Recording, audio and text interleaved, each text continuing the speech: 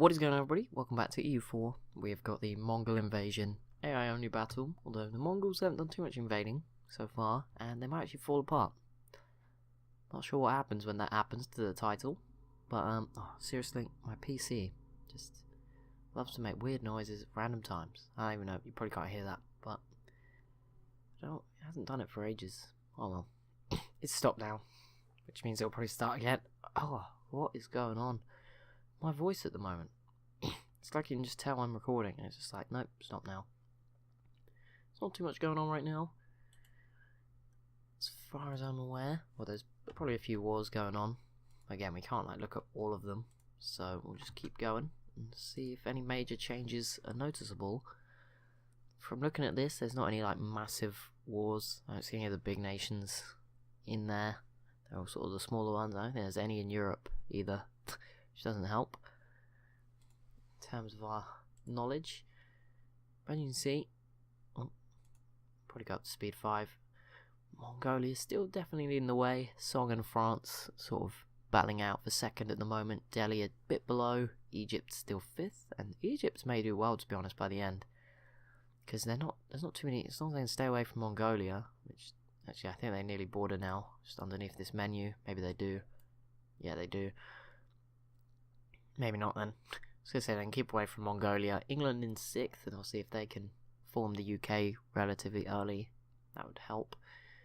And Hungary and Bulgaria as well. If they can be nice to each other and consolidate their strength. Who knows what will happen just yet.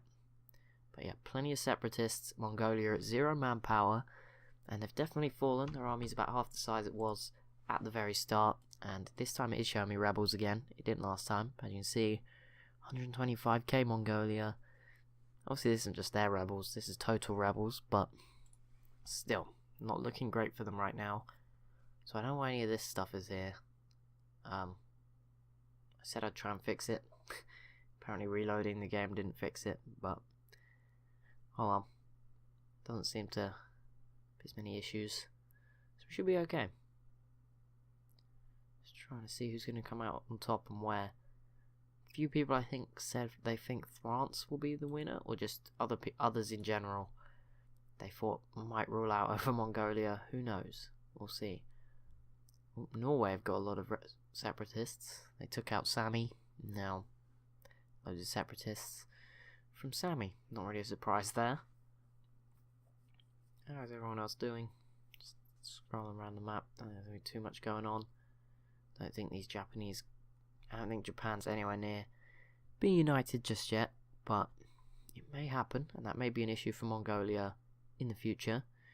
They haven't been declaring any wars, and obviously that's a good reason for that if they're struggling. They're allied with the Champa, the small nation down here. They also have Brunei Sunda. Maybe these guys could do quite well then. But that said, the Khmer look pretty strong, and I think Pagan aren't so strong anymore, but they were in the Great Powers right back at episode 1, if you can remember that far back. I believe anyway. Might be completely wrong on that one. Episode 1 was not that long ago, except for me taking a bit of a break to when I moved home. So it was like a week ago, 2 weeks ago, no, 1 week ago.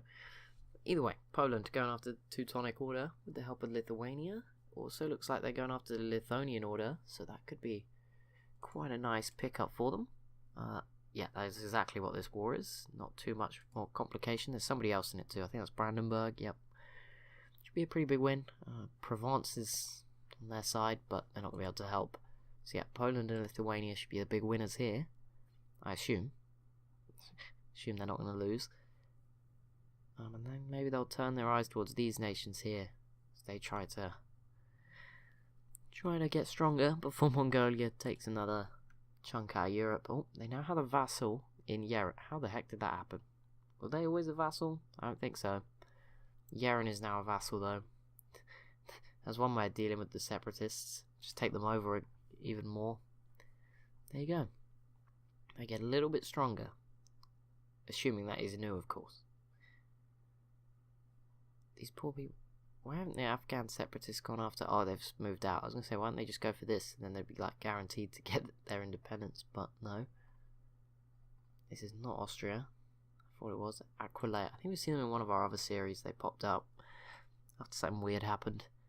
But yeah, they're not. I thought there was two Austrias for a moment. I was very confused. But no, Austria's still here. Pretty small. Nowadays, Hungary, much bigger. Even Bohemia, pretty much equal with them. Let's just watch this Poland thing. Is pretty big right now. England's going through some stuff too. Norway, not dealt with its rebels yet. They definitely could. And these guys are still around. Obviously Sweden spared them before. So, there you go. Shooting Poland will peace out soon. They must have pretty good war score. Plus 74, yeah. I'd imagine there'll be a peace deal soon. Imagine we'll see Poland grab some land. Lithuania grab some land. Be a good start for them. Oh, 26,000 Crimean separatists there, 12,000 Kievian. Not getting easier for the Mongols. Definitely not getting easier for them. I really looked at this blue nation here, Rum. Who are they allied to? Fadl. Oh, that's these guys. I mean, obviously, it's got to be scary being next to Mongolia, but maybe they could expand after Nisaya. Oh no, Bulgaria. Okay, maybe not. But yeah, obviously, these guys could like form some sort of Ottoman Empire thing if the Mongols were to start falling. Not a guarantee, but yeah, manpower is definitely going to be an issue for them. Oh, this big purple nation in India, don't know who they are, Yadavar, never heard of them before, is losing pretty badly, so they might fall apart in the middle of India, which is good news for Delhi. The bigger country is falling apart, just going to make it easier for them to grab as much land as possible.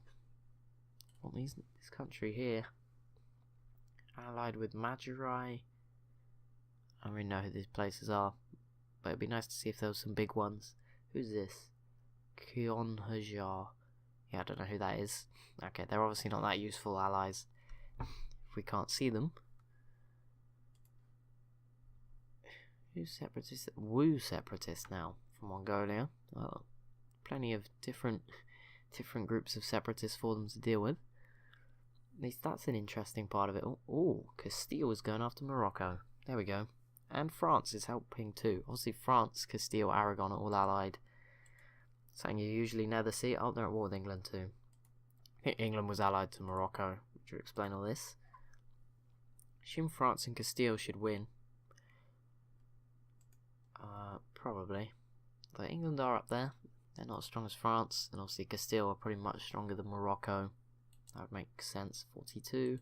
Castile 42. Well, they're level. But I still expect Castile to win.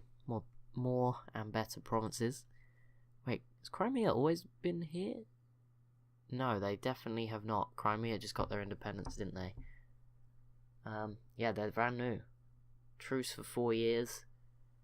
I think that's the first nation that I can definitely say has popped out of Mongolia. Maybe some other small ones have that I missed, but I'm pretty sure it's the first one. They're pretty big as well. 13 stack already. And I mean, if they can get some allies out here, then maybe they have a chance this is just going to continue to spiral. There's definitely a chance here for someone fairly big. Oh, and there we go, we just saw it. Shaban Kara. They didn't take too much, but there we go, another new nation. This might help the Mongolians though. Maybe they've overexpanded a bit. Maybe. Or maybe they are just going to fall away. We're going to get some new world, and we just have to see what happens with them gone. Obviously, that would have some big impacts on Eastern Europe, Turkey, obviously Persia, sort of area here, Iran, and obviously all through China as well.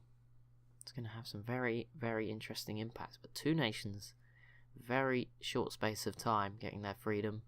Maybe some others. Like I said, I can't remember who was exactly here at the start. Oh, and Poland and Lithuania did peace out. I think Lithuanian Order lost one province, and Teutonic Order lost a few to Poland.